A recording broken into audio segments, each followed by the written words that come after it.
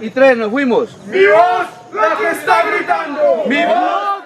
¿Ustedes se imaginan hacer radio en la selva en medio de un conflicto armado y desde un equipo de comunicación conformado por guerrilleras y guerrilleros? Bueno, pues en esta primera cápsula del tiempo vamos a hacer memoria sobre uno de los procesos de comunicación insurgente que se presentaron en medio del conflicto armado entre el Estado y las FAREP.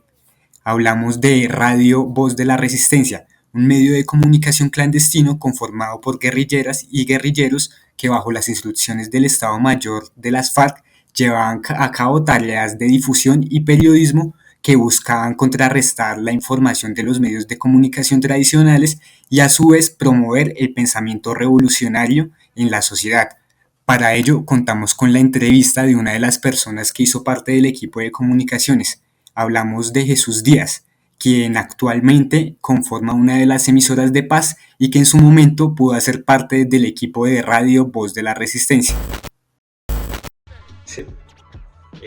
Entonces, pues nada, me gustaría que su merced se presentara, nos dijera su nombre y a qué se dedica en este momento y cómo fue que llegó ahí. Bueno, listo. ¿Sí me escucha ahí bien claro, cierto? Sí, señor, lo escucho claro. Listo. Mi nombre es Jesús Díaz. En este momento yo soy persona en proceso de reincorporación, soy firmante de paz y a la vez estoy trabajando en Radio Nacional de Colombia. Tengo 37 años. En otra hora pues ingresé a las FARC en el año 2000 y yo ingresé pues muy niño, sin conocimientos básicos en radio ni nada de esa cuestión, pero pues en su momento pues me dieron la oportunidad de integrar una de las emisoras del bloque oriental de las FARC y hacer experiencia allí empírica, en la cual pues hoy la estoy ejerciendo en mi proceso de reincorporación y en un trabajo, pues así sea de prestación de servicio, pero un trabajo formal ya dentro de la legalidad. Vale, listo, Elías. Antes de abordar todos estos temas, me gustaría conocerlo un poco más. ¿A qué edad ingresó usted a las filas de las FARC, de las extintas FARC? ¿Y cómo fue su experiencia en un primer momento? Pues yo tenía 14 años, estaba haciendo décimo.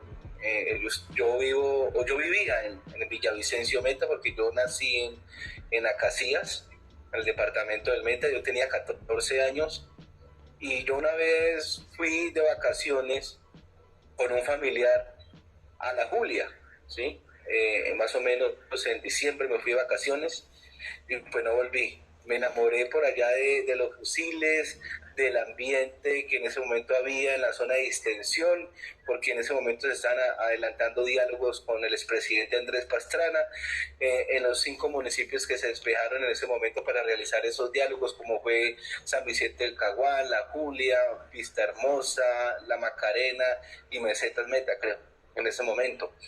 Entonces había una zona de distensión, había muchísima guerrilla, hombres, mujeres, jóvenes de 14, de 15 años en adelante, y pues yo me enamoré de esa vida.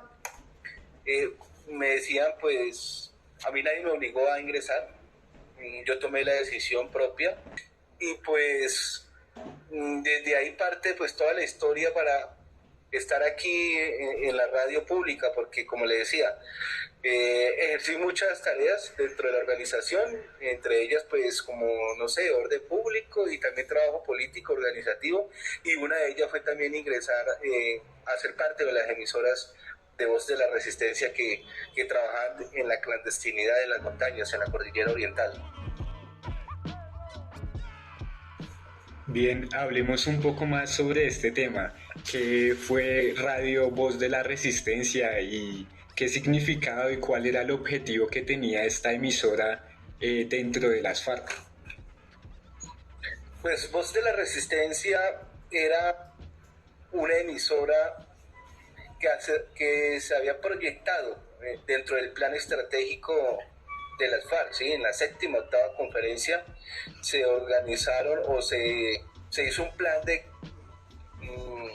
construir o crear muchas emisoras. Ojalá que cada frente tuviera una emisora, pero como no estaban dadas las condiciones de cada frente, tuvieron una emisora, pues por lo menos cada bloque sí tuvo una, ¿sí? Entre esas, pues el bloque oriental, que después de que murió Jorge Briceño, pues se le dio ese nombre, bloque comandante Jorge Briceño, y pues ahí funcionaba Voz de la Resistencia. El trabajo y el objetivo principal de la emisora era organización de las masas para pues que se vincularan directamente a la lucha tanto guerrillera, pero también se ingresaran, digamos, a la lucha popular, ¿sí me entienden? No necesariamente tenía que ser guerrillero, también tenía que, o sea, nosotros le dábamos como esos indicios, como que ese iniciador para que la gente se vinculara de una u otra manera a la lucha revolucionaria, así sea armada o política, organizativa, desde el barrio, desde la vereda, ¿sí? Desde la ciudad, desde la ruralidad, ¿sí? Cualquier forma organizativa de lucha, pero la idea era que tuviera la oportunidad de participar, digamos, en la lucha por el poder, porque en ese momento nosotros pretendíamos la toma del poder que era para el pueblo colombiano, ¿sí? Entonces la emisora daba eso, esas puntadas de decir, bueno, compañero, usted que está escuchando, mire, lo que proponemos nosotros, nuestra plataforma política es esto, entregarle la tierra a los campesinos que quieran trabajarla, por ejemplo, y eso ahorita está dentro de el punto 1 reforma rural que quedó pactado en el acuerdo. Entonces nosotros siempre quisimos la solución política al conflicto colombiano. Otra cosa es que nos tocaba utilizar las armas, pero como en defensa, ¿sí? Defensa propia, para que pudiéramos plasmar o imponer nuestros objetivos, porque de una otra manera la lucha revolucionaria por la vía armada, pues es eso, imponer lo que uno piensa y lo que uno desea y tumbar el gobierno o lo que esté, el establecimiento. Entonces, Voz de la Resistencia era eso, mensajes cotidianos, orientar a las personas, ¿sí? Por ejemplo, cómo estar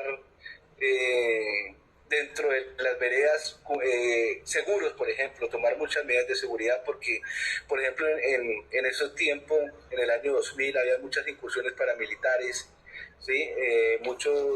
El mismo ejército actuaba de paramilitar, asesinando a campesinos que no tenían nada que ver con el conflicto.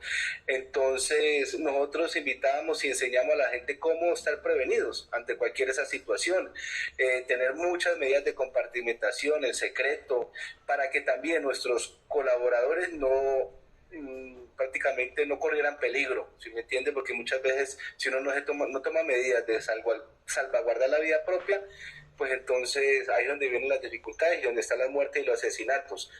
Voz de la Resistencia también era un espacio de entretenimiento, porque era mucha música, eran saludos, era invitar también a esos soldados que escuchaban la emisora, soldados que operaban cerca de nosotros, para que también se fueran para la casa y darles a entender que esa guerra no les pertenecía a ellos, porque la mayoría de soldados son de gente humilde, inclusive pues obligados a prestar un servicio militar en ese momento y pues realmente aportar un arma que sin saber qué era lo que ellos defendían, solamente los intereses de pronto de los más ricos.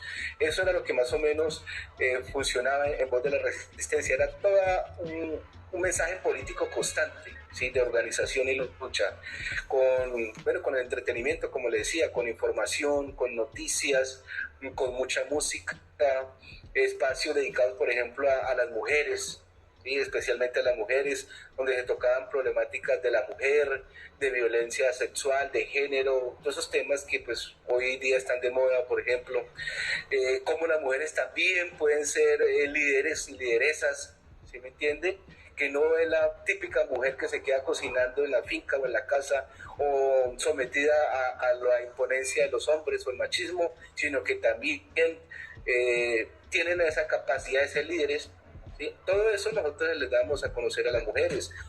¿Cómo? Sobre eso, Elías, pues hacer radio en Colombia debe ser muy difícil y me imagino que estando en la insurgencia era mucho más complicado. ¿Cómo eran las condiciones? ¿Qué equipos manejaban en su momento? Y ¿cómo era posible hacer radio en medio de la clandestinidad? Pues mire, entonces yo ingresé a las FARC y como a los 6 meses el comandante del Frente 40, no recuerdo el nombre, bueno, un comandante me dijo, Elías, porque yo me llamaba era Elías Liscano, en la insurgencia, Y me dijo, usted va, desde hoy en adelante va a ir a trabajar más con la cabeza que con los fusiles. Y yo decía, ¿pero qué era esa vaina? Listo, me dejó ahí como pendiente. Y hasta que hubo un momento que me dijo, bueno, usted va a ir a trabajar en una emisora, la emisora que vamos a conformar. ¿Sí? Nosotros fuimos los primeros que conformamos Voz de la Resistencia en el bloque oriental.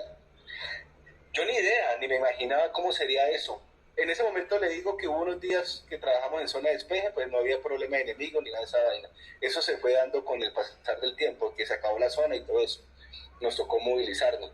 Pero en ese momento nosotros nos fuimos, dieron plata para comprar equipos, los equipos eran una consola, pues todavía existe, ¿no? La consola de 12, 10 canales, los botones, el máster. En ese tiempo, pues la música era en puro CD, y no es como ahorita que es en MP3, todo digital. Las grabaciones, por ejemplo, lo hacíamos en una grabadorcita con cassette. Los micrófonos sí los mismos, los transmisores lo mismo, las antenas lo mismo. Y digamos, Entonces, ¿ustedes se tenían que cargar todos esos equipos para donde fueran? ¿O transmitían siempre desde un mismo punto o se iban movilizando? en su momento nosotros duramos encampamentados como un año prácticamente trabajando en un solo punto, pero se acabó el despeje, se acabó toda esa vaina, se acabó el proceso de paz y nosotros nos tocó ir a movilizarnos pues, prácticamente coger la cordillera arriba, ¿sí? Con todos esos aparatos, lógico, con todos, cualquier 2.000, 3.000 CDs al hombro, las consolas, los micrófonos, los audífonos, todo lo que tiene que ver con la emisora, antenas, cables, coaxiales, transmisores. En ese tiempo eran transmisores de 500 vatios, y todo eso nos tocaba cargarlo al hombro. Al principio fue duro porque nosotros no estábamos acostumbrados, digamos, a marchar y a hacer tantos viajes, porque aparte de eso, pues la comida, la ropa de uno y todo eso al hombro, pues era difícil. Pero nos fuimos acostumbrando, fuimos colonizando como cordilleras, fuimos tomando terrenos y nos fuimos adaptando.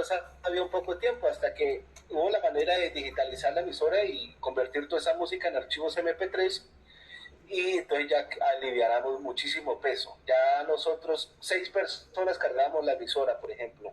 Hubo momentos de que 6 compañeros cargaban la emisora, uno cargaba el transmisor, otros cargaban unos computadores, otros cargaban cablería, audífono, otro el timbre de gasolina, otro la planta, y esa era la emisora. Y vámonos a transmitir. Una hora transmitíamos 2, 3 horas acá, y después nos movíamos por ahí 20 minutos y transmitíamos en otra parte, y así todos los días. Y así sacábamos los programas adelante, porque no éramos esas 6 personas. Esas 6 personas solamente se encargaban de movilizar equipos y poner, por decir, prender la plata y poner a funcionar una grabación que ya estaba en producción con otros compañeros en otra parte donde estaban más seguros, por ejemplo. ¿Sí me entienden? Okay. Y salíamos hacia los filos más altos a poder transmitir eso con antenas y cables para que se fuera pedida para la llanura, para todo el departamento del Meta. O sea que ustedes, la emisora Radio Voz de la Resistencia, alcanzó a cubrir todo el departamento del Meta. ¿Y qué otros alcances tenía? Más o menos en el año 2003 nosotros ya sabíamos, ya manejamos perfectamente el terreno, ¿sí? Los aparatos, hacíamos programas y todos, y nosotros nos buscamos unos sitios donde podíamos, un tiempo que transmitíamos de 6 a 6 de la mañana allá, en pleno son de guerra, porque en ese tiempo los operativos con Álvaro Uribe eran tenaces, era operativo tras operativo bombardeo. El periodo de Álvaro Uribe Vélez tuvo una influencia bastante grande en el alzamiento de la violencia durante la guerra, ¿no? Entre el Estado y las FARC-EP. Voz de la Resistencia, al ser el medio de comunicación de la antigua guerrilla, también tuvo que parar sus operaciones para continuar unos años más adelante. En este capítulo abordamos un poco del contexto y el surgimiento y las condiciones en las que operó Radio Voz de la Resistencia. Los invitamos a escuchar el siguiente capítulo, donde vamos a hablar un poco más sobre el contenido y sobre la experiencia de Elías en este medio de comunicación insurgente. Muchas gracias por escuchar.